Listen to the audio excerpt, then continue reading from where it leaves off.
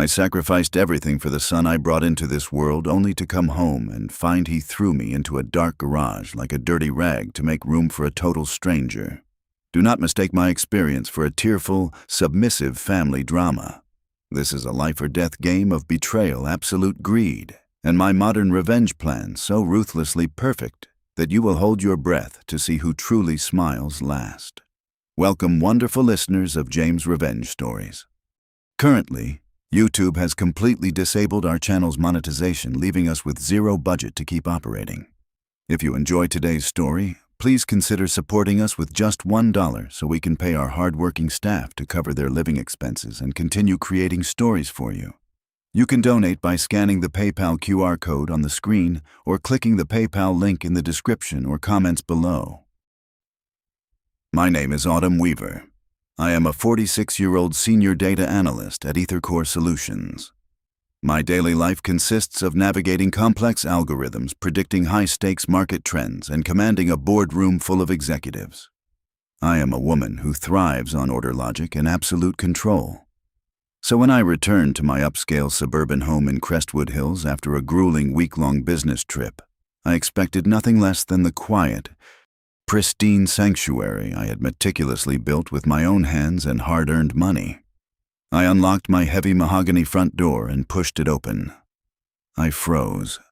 My breathing stopped entirely. The elegant entryway and my immaculate sunlit living room were utterly choked with a chaotic mountain of glaringly loud, flashy designer luggage. A nauseating heavy wave of cheap, overly sweet floral perfume assaulted my senses, completely masking the subtle lavender and cedar scent I always kept in the house. I stepped further inside my heart, hammering wildly against my ribs. My expensive, custom-made Italian leather sofas and my vintage oak coffee table had been carelessly shoved into a tight corner, roughly stacked against each other to clear the center of the room. It looked exactly like a hostile home invasion. Before I could even form a single coherent sentence, my 24-year-old son Liam strolled casually out of the kitchen. He had a half-eaten apple in his hand and an expression of absolute brazen entitlement on his face. He did not look like a son welcoming his exhausted mother home. He looked like an arrogant landlord evaluating a minor nuisance. "Oh, hey, Mom, you are back early," he said in a flat, uncaring tone, taking another loud bite of his apple. "Listen, Chloe moved in today." Her apartment got foreclosed by the bank, and she had literally nowhere else to go. I stared at him, my brain scrambling to process the sheer absurdity of his words. Chloe. The same toxic Chloe he had dramatically announced he was officially separating from just 1 month ago. The so-called ex-wife who had drained his bank accounts and made my life a living nightmare for the past 2 years. "Liam, what on earth are you talking about?" I demanded, my voice trembling with a potent mixture of pure exhaustion and rapidly rising fury. "This is my house. You absolutely cannot just move your ex-wife in here without asking me for permission. I want her things out of my living room right now." Liam aggressively rolled his eyes, tossing his apple core directly into my pristine stainless steel sink. "Do not be so incredibly dramatic, Mom. She is practically family. She is going through a massive financial and emotional crisis right now. I honestly cannot believe you are being this incredibly selfish and heartless. Where is your basic empathy? You have this massive, luxurious house all to yourself while she is literally homeless on the streets. We have to help her." He weaponized the word family, flawlessly striking right at the maternal guilt society constantly drills into mothers. He expected me to crumble to sigh and offer my unconditional support. But the sheer blinding audacity of his demand eclipsed any maternal instinct I had left. "I am not being selfish, Liam. I pay the mortgage here. I pay the property taxes. You both need to pack these ridiculous bags and leave immediately." I ordered, my tone dropping to a dangerous, icy register that left zero room for debate. Instead of backing down or apologizing, Liam let out a loud, exaggerated sigh of deep annoyance. He dug into the pocket of his designer jeans, pulled out a tarnished metal key, and tossed it right at my chest. I caught it purely on reflex. It was the key to my detached, uninsulated, drafty garage. "Look," Liam said, his voice dripping with unbearable condescension. Chloe has severe obsessive-compulsive disorder and a ton of trauma from the eviction process. She needs a massive open space to stabilize her fragile mental health. So we took the master bedroom. I set up a folding camping cot for you out in the garage. It is just temporary until she feels better and we figure things out. Just deal with it, Mom. I stood completely motionless. The cold, jagged metal of the garage key bit sharply into my palm. The primal urge to scream, to violently throw his expensive bags out the front window, and to call the police right then and there surged through my veins like liquid fire. I wanted to tear them apart, but my analytical mind, the exact same mind that calmly managed millions of data points and dismantled corporate competitors at EtherCore, swiftly took over. Arguing with a textbook narcissist and a wildly entitled child would only result in a messy, exhausting screaming match.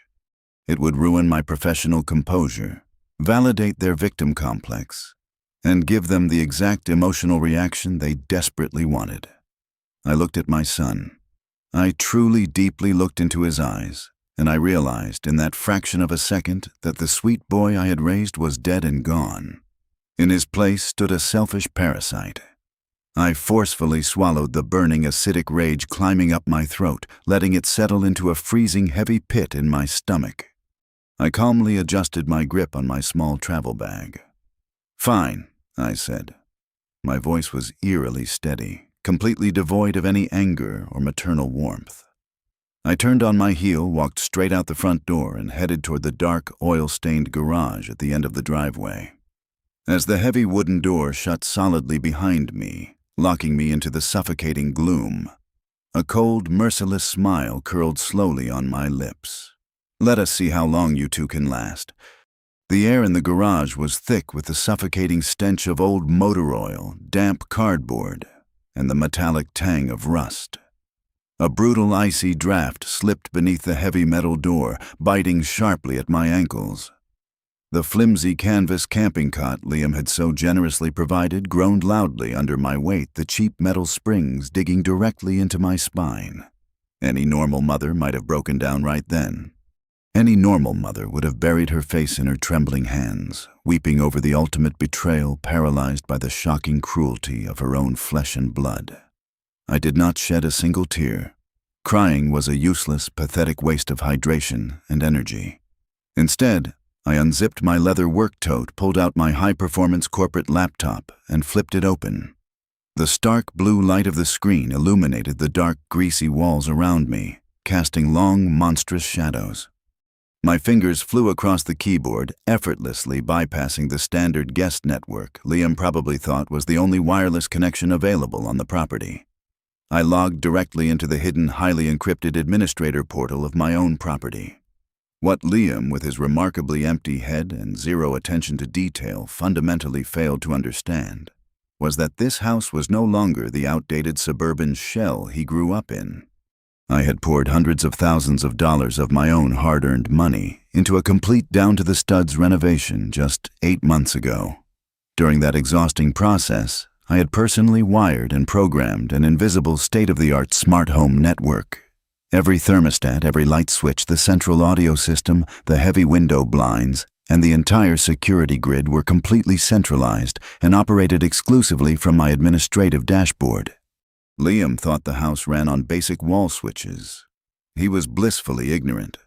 More importantly, I had installed several micro-security cameras, each no larger than a standard shirt button, seamlessly embedded into the living room crown molding and the kitchen cabinetry.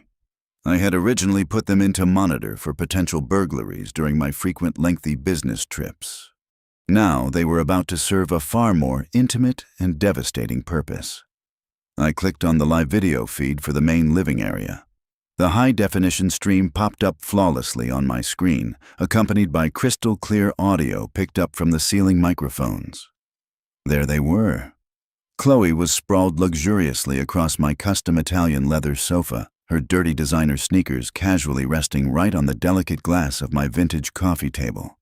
Liam was in my kitchen clumsily pouring my expensive aged red wine into 2 of my finest crystal glasses. He handed one to her and flopped down beside her, laughing loudly. I still cannot believe she actually went out to the garage without a fight. Liam chuckled, taking a massive gulp of the dark wine. I was totally preparing for a massive screaming meltdown. Chloe smirked, swirling the red liquid in her glass. I told you, babe. Your mother cares way too much about her perfect, untouchable corporate image to cause a huge domestic scene on her front lawn. She is completely predictable. Babe. That single word hit my ears like a sharp ringing bell. I leaned closer to the screen, my eyes narrowing. They were supposed to be separated. Liam had cried in my kitchen exactly 4 weeks ago, begging for cash to cover legal fees for a messy, complicated divorce. So, how long do we have to play this ridiculous separated act? Liam asked, leaning in to kiss her neck. My blood ran completely cold. The truth slammed into me, brutal and absolute. There was no separation. There was no bank foreclosure. The entire crisis was a brilliantly orchestrated, completely fabricated stage play. I turned up the volume immediately, recording every single second directly to my encrypted cloud drive. Just long enough to establish residency, Chloe replied, her voice dripping with calculated greed. We need to make sure we get our mail delivered here for at least 30 days.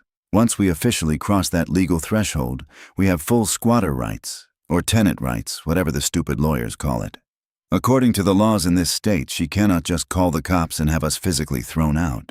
It becomes a massive, drawn-out civil dispute. A legal nightmare that takes months, sometimes even a full year, to resolve through the court system. Liam grinned, his eyes gleaming with a sickening, predatory excitement. And then we hit her with the cash for keys demand. She hates messy public drama. She will be absolutely desperate to get her perfect quiet house back. Exactly, Chloe said, clapping her hands together softly. We refuse to leave until she writes us a legally binding check for $50,000. We take her $50,000, we pack up, and we use that cash as the ultimate down payment for our own new house. It is the perfect, flawless plan. Liam laughed again, a cruel, harsh sound that echoed through the hidden microphones and straight into the freezing garage. God, it is going to be so incredibly easy. My mother is just a stupid, easy old woman. She thinks she is so incredibly smart with her little tech job, but she has absolutely no street smarts. She practically handed us the keys to our future. A stupid, easy old woman. I sat back in the flimsy camping cot. The freezing garage air no longer bothered me. The pain in my spine vanished completely. The soft, vulnerable, fiercely protective maternal core inside my chest. The part of me that had loved that boy, packed his school lunches, paid his college tuition, and defended his every mistake, simply flatlined. It withered and died, crumbling into absolute gray ash. I stared unblinking at the screen, watching the two parasites clinking their stolen crystal glasses together in a celebratory toast inside my stolen sanctuary. From this exact second forward, Liam was no longer my son. He was just another hostile variable in a complex equation. They were not family.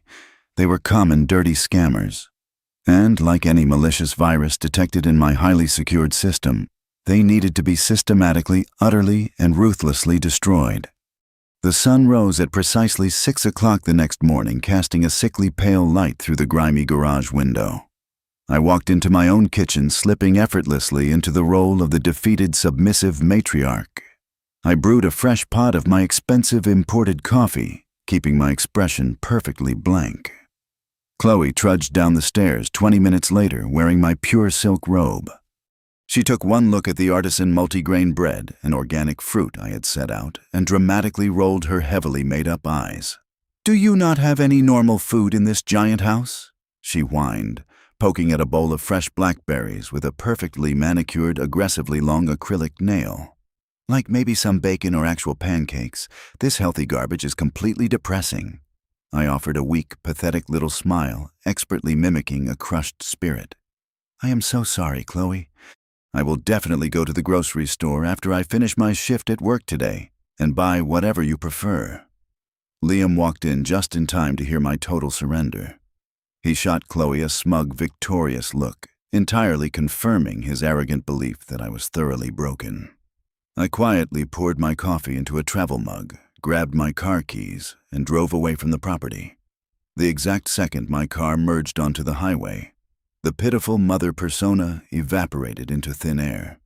I pulled into the secure underground parking garage of EtherCore Solutions, turned off my engine, and pulled out my smartphone. It was time to officially initiate what I fondly dubbed Project Purgatory. Opening my hidden master control application, I isolated the environmental controls specifically for the master bedroom.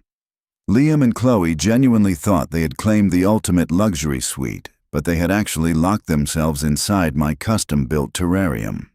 I tapped the screen and set the smart thermostat to a blistering 95 degrees, but I programmed it to automatically activate only between the hours of 1 and 3 in the morning, when their bodies would inevitably sweat through my expensive Egyptian cotton sheets and wake them up in a state of pure panic. The system was scheduled to instantly plummet the room temperature down to a freezing 50 degrees, while simultaneously kicking the heavy ceiling fan into maximum overdrive.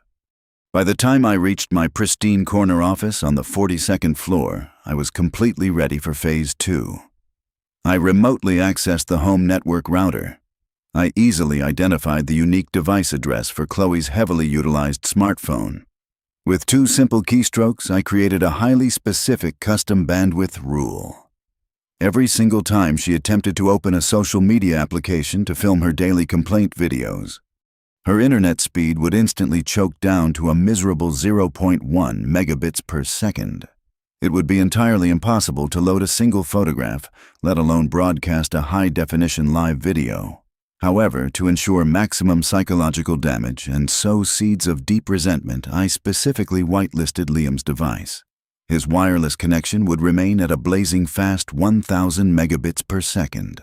Later that afternoon, my security feed delivered absolute comedy gold. Chloe was pacing furiously around my living room, holding her phone high in the air, screaming at the glowing screen. "Liam, your stupid mother has the absolute worst internet on the entire planet. I have been trying to post a 2-minute update for an hour and it keeps failing." Liam, lounging lazily on the sofa with his dirty shoes on the cushions, pulled out his own phone and swiped effortlessly. "It is working perfectly fine for me, babe. Look, the video loads instantly. It must be your old phone acting up again." "It is a brand new phone," Chloe shrieked, her shrill voice cracking with genuine hysterical frustration. She violently threw a decorative throw pillow across the room. I watched from my office monitor, taking a slow, deeply satisfying sip of my iced matcha latte, a genuine smile finally reaching my eyes. But the absolute masterpiece of my digital haunting was the audio assault. The master bedroom was equipped with hidden, flush-mounted surround sound speakers originally intended for relaxing ambient noise. I completely bypassed the main interface and uploaded a custom audio file directly into the local server. I set the volume output to exactly 2%. It was just loud enough to register in the human subconscious, but far too quiet to immediately identify the source. At exactly midnight, the ceiling speakers began to broadcast the high-frequency, erratic scratching of a large rat digging frantically inside the drywall, immediately followed by the relentless sharp chirping of a single invisible cricket hovering directly above the headboard. The hidden night vision camera feed showed Chloe tossing and turning violently. Around 3 o'clock in the morning, after the temperature had artificially spiked to oven-like conditions and immediately plunged into an Arctic chill, she completely lost her mind. She shot up in bed, violently shaking Liam awake. "Do you hear that?" "There is something in the walls. There are bugs in the ceiling. This room is literally freezing," she screamed, wrapping her arms tightly around her shivering shoulders. Liam groggily rubbed his eyes, clearly exhausted and intensely irritated. "I do not hear anything, Chloe. It is just the wind outside. Go back to sleep. You are acting completely crazy." "I am not crazy," she bellowed, her voice echoing sharply against the cold walls.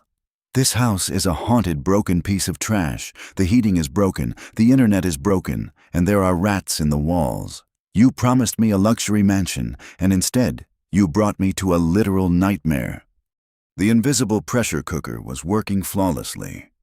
The intense stress of the manipulated environment was rapidly melting away their fake affection. The unified front they had built to extort me was severely fracturing under the heavy weight of extreme sleep deprivation and relentless technological gaslighting. Over the next 48 hours, they began to bicker, constantly screaming at each other over burnt toast, dropping their phones in frustration, and openly accusing each other of lying. I sat comfortably in my plush leather office chair at EtherCore, the bustling city skyline stretching out behind me. I watched the live high-definition feed of their latest explosive argument playing on my secondary monitor. I did not feel a single ounce of pity or guilt. I just took another calm, refreshing sip of my green tea, thoroughly savoring the spectacular high-definition show of their agonizing self-destruction. By the morning of the 5th day, my digital warfare had successfully pushed them to the absolute brink. Liam ambushed me the second I walked into the kitchen to grab my morning coffee. He looked completely dreadful, with deep dark bags hanging heavily under his bloodshot eyes. Chloe stood right behind him, nervously chewing on her expensive acrylic fingernails, her hair a messy, tangled bird nest. "We need cash right now," Liam demanded, aggressively slamming his open palm flat against the cold granite countertop. "The central heating system is completely broken, the wireless internet is practically dead, and there is a severe, disgusting pest infestation in the master bedroom. You need to pay for a professional contractor to come here today and fix absolutely everything." I looked down at my sensible work shoes, expertly maintaining a meek, defeated posture. "I cannot do that, Liam," I whispered softly, letting my voice shake just a fraction. "I made a massive, highly aggressive financial investment in an overseas tech startup late last week. The foreign market suddenly crashed without warning, and my primary bank accounts are temporarily frozen, pending an internal corporate audit. I literally do not have a single dollar in liquid cash to give you right now."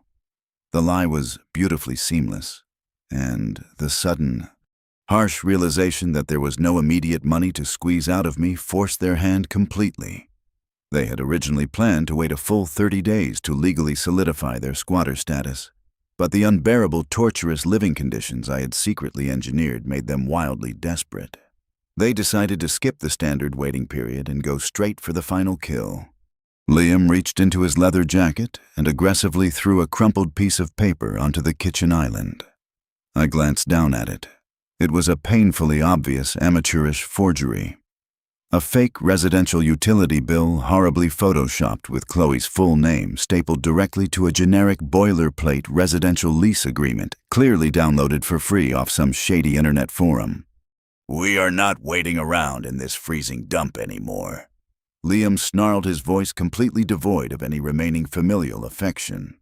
"According to these documents, we are officially established legal tenants in this state. You cannot legally evict us without giving us a formal 90-day notice and dragging this whole miserable mess through a slow, expensive civil court judge."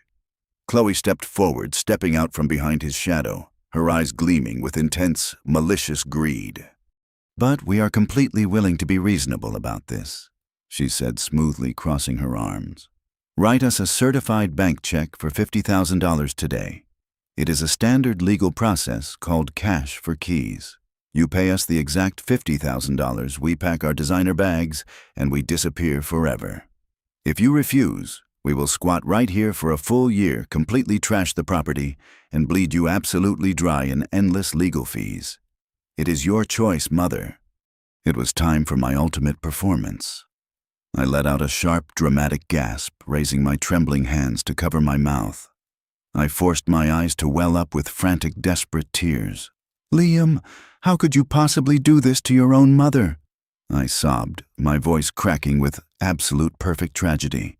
$50,000, that is my entire emergency retirement fund. Please, you have to give me some time to quietly liquidate my municipal bonds. I cannot get that kind of massive cash overnight. Just give me 7 days. Please, Liam. Just one single week to gather the money." The pathetic sight of my weeping total surrender acted like an intoxicating drug to their massive egos. The intense tension visibly drained from their shoulders, replaced instantly by smug, arrogant triumph. Liam sneered down at me, looking at me like I was a pathetic insect. "Fine," he said coldly. "You have exactly 7 days, not one single day longer." They turned their backs and strutted proudly back upstairs, completely dropping their guard. They genuinely believed they had won the ultimate prize. They thought they had trapped a helpless, terrified victim in a corner. They were incredibly wrong. The exact moment I pulled my car out of the driveway, the fake tears vanished, instantly replaced by a cold, clinical, and predatory focus. I did not drive to my office at EtherCore Solutions. Instead, I drove straight into the downtown financial district, pulling up to a towering, imposing glass skyscraper. I took the express elevator directly to the 60th floor, stepping into the sleek, intimidating corporate offices of Apex Holdings. Apex Holdings was not a traditional friendly neighborhood real estate agency. They were a notoriously ruthless, aggressively managed private equity firm. Their entire corporate business model revolved around buying distressed residential properties for pure cash, bypassing all standard mortgage contingencies, and employing highly aggressive, borderline militant legal tactics to forcibly remove stubborn squatters and non-paying tenants. They were apex predators in the real estate world, and today I was serving them an absolute feast. I sat across a long, polished mahogany table from their lead acquisition director, a man with cold, calculating eyes who appreciated absolute, ruthless efficiency. I slid a thick, meticulously prepared legal portfolio across the table.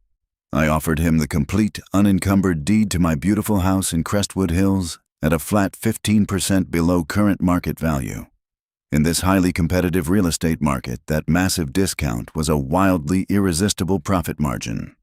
However, my incredibly generous offer came with two extremely strict, non-negotiable conditions. First, the transaction required an expedited all-cash closing in exactly 7 days. Second, and most importantly, the property was being sold strictly as is, with a legally binding addendum, explicitly transferring the absolute legal right and total responsibility for evicting the current unauthorized occupants directly to the legal team at Apex Holdings. The director read the specific addendum, looked up at me, and smiled, a sharp, genuine predator's smile. He reached into his tailored suit pocket, pulled out his expensive gold pen, and signed the purchase agreement right on the spot. Just like that, the house was no longer mine. It officially belonged to a multi-million-dollar corporation that possessed zero human empathy and an entire army of ruthless lawyers. But my meticulously crafted trap was only half finished. Simply having them kicked out onto the street was a mild inconvenience. I wanted total, irreversible devastation.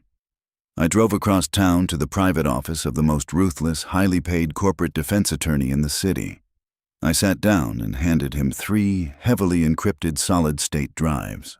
They contained every single crystal-clear audio file and high-definition video recording of Liam and Chloe actively plotting their extortion scheme, openly discussing the forging of legal residential documents and explicitly demanding the $50,000. It was no longer a simple, boring civil dispute over a fake lease. Armed with this undeniable high-definition digital evidence, their little cash-for-keys scheme had officially crossed the rigid legal boundary into felony extortion and federal wire fraud. I paid the attorney a massive retainer fee in pure cash, instructing him to prepare the final devastating blow. The legal guillotine was now perfectly raised, suspended by a single invisible thread, and my treacherous son was sleeping peacefully right underneath it. The afternoon of the 7th day arrived with a brilliant, mocking sunshine pouring through the large living room windows.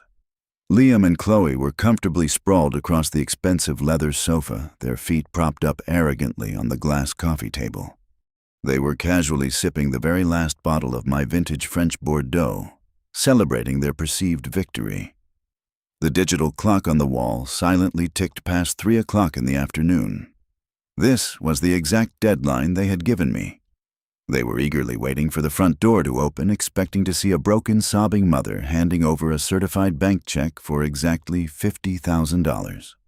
Instead, the heavy mahogany front door did not just open. It was violently thrown wide open with a deafening crash that shook the entire wall. Liam jumped up, spilling dark red wine all over his designer jeans. "Hey, what the hell is going on?" he shouted, his voice cracking with sudden panic. 5 imposing figures marched aggressively into the immaculate living room, their heavy boots thudding loudly against the hardwood floor. 2 of them were fully uniformed county sheriffs, their hands resting cautiously near their duty belts, their expressions hardened and unyielding. Flanking the police officers were three massive, broad-shouldered men dressed in sharp, intimidating black business suits. They did not look like standard real estate agents. They looked like professional corporate fixers who specialized in aggressive physical problem-solving. The man leading the group, a tall, terrifyingly calm executive with cold gray eyes, stepped directly in front of Liam. He did not offer a handshake. "Liam Weaver and Chloe Vance," the executive stated. It was not a question. His voice was a flat, booming baritone that instantly sucked all the oxygen out of the room. "My name is Marcus Vance. I am the Senior Legal Director representing Apex Holdings. As of 9 o'clock this morning, our corporation is the sole legal owner of this entire property. You are currently trespassing on private corporate real estate." Chloe shot up from the sofa, her face twisting into a mask of pure hysterical outrage. "You are completely out of your mind. We have legal squatter rights. We have a signed residential lease. You cannot just barge in here. My mother-in-law owns this house, and we demand our $50,000 right now, or we are taking this to civil court." Marcus did not even blink. He reached into his sleek leather briefcase and pulled out a massive, heavy stack of legally certified documents. He slammed them down onto the glass coffee table with a sharp, terrifying crack. "Your mother-in-law sold this property to us completely free and clear," Marcus replied, his tone dripping with absolute lethal precision. "She transferred the title, the deed and all absolute legal authority over this address directly to Apex Holdings. The fake amateurish lease agreement you forged is entirely invalid because it was allegedly signed by the previous owner. You hold absolutely zero legal standing, no valid contract, and no recognized tenancy agreement with the current corporate owner. Therefore, under the state trespassing statutes, you are not protected tenants. You are hostile, unauthorized intruders."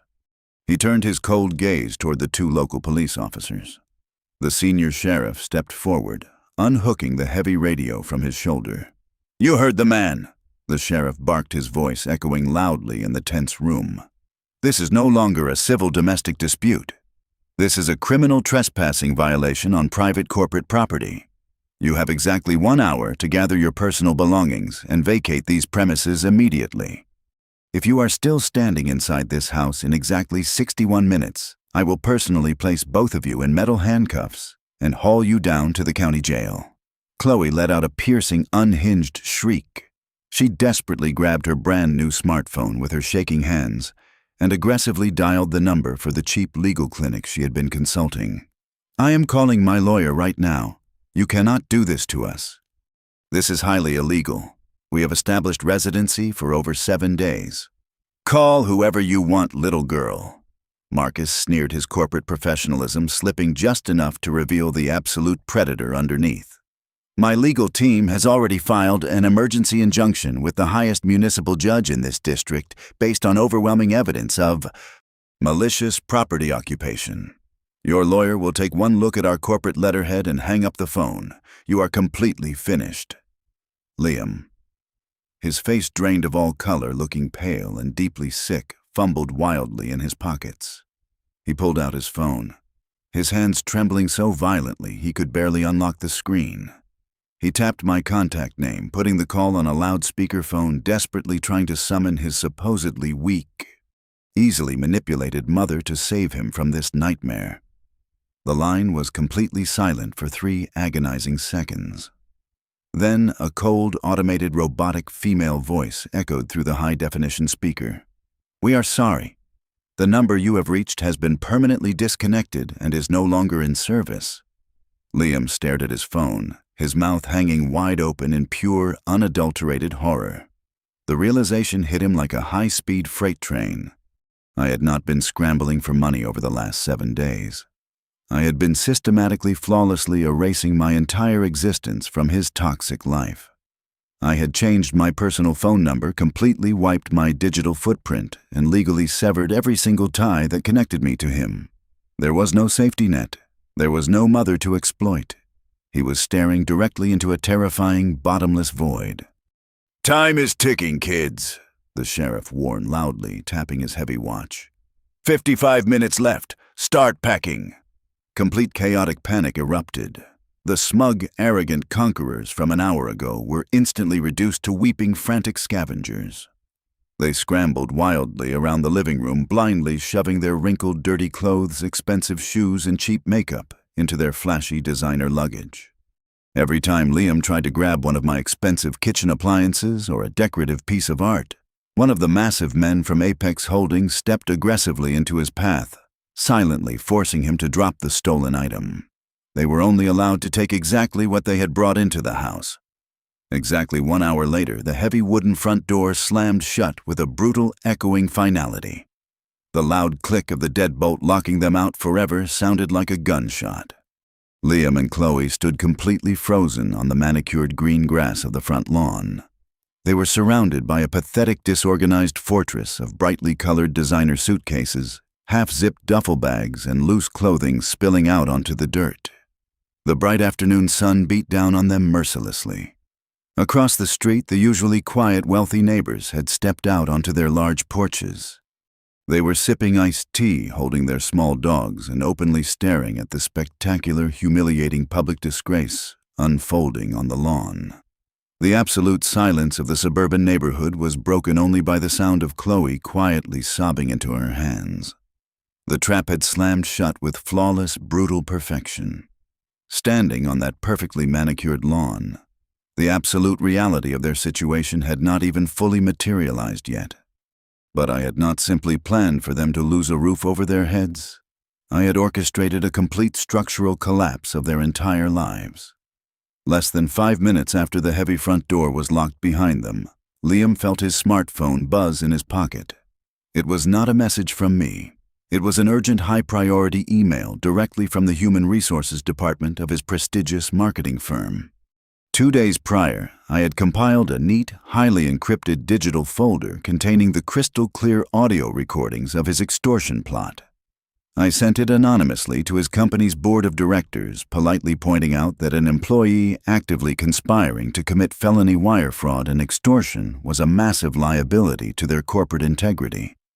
The email he read on the sidewalk was his immediate, non-negotiable termination notice. He was fired on the spot, stripped of his salary, his health insurance, and his professional reputation. While Liam was staring blankly at his shattered career, Chloe received an urgent notification of her own. It was an automated alert from her certified public accountant, frantically forwarding an official communication from the Internal Revenue Service. During my nights in that freezing garage, I had put my senior data analyst skills to excellent use. I dug deep into her public digital footprint, cross-referencing her lavish lifestyle and flashy designer purchases with her officially reported income. The massive discrepancies were a glaring red flag. I had neatly packaged her undeclared assets and suspicious financial activities and submitted a highly detailed tip to the federal tax authorities as a parting gift. She was now officially under a comprehensive, brutal federal investigation for severe tax fraud. With absolutely zero cash flow, no employment, and an impending federal audit, their fake romantic reunion instantly disintegrated into toxic, violent hatred. Furthermore, the legal eviction handled by Apex Holdings had automatically placed both of their names on a permanent statewide tenant blacklist. No reputable landlord or leasing agency would ever rent an apartment to them again. Right there on the suburban sidewalk, surrounded by their useless luxury luggage, they turned on each other like starving wolves. Chloe screamed at the top of her lungs, violently shoving Liam in the chest, blaming him for being a weak, pathetic fool who completely underestimated his own mother. Liam screamed back aggressively, kicking her expensive suitcase into the street, cursing the very day he ever met her. The wealthy neighbors watched the entire disgraceful spectacle from their porches, sipping their iced tea, as the fake couple tore each other apart in the bright afternoon sun. Meanwhile, I was miles away from that pathetic suburban chaos.